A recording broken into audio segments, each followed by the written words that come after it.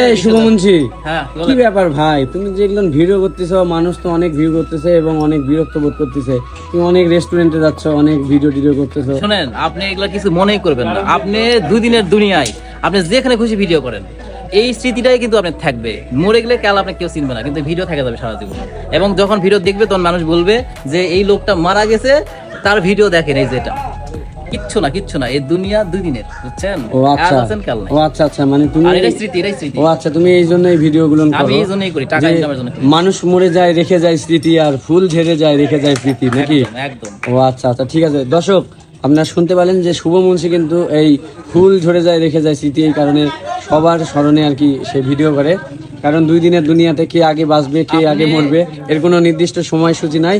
তো সবাই বেশি বেশি করে শুভমুন্সির ভিডিও দেখবেন।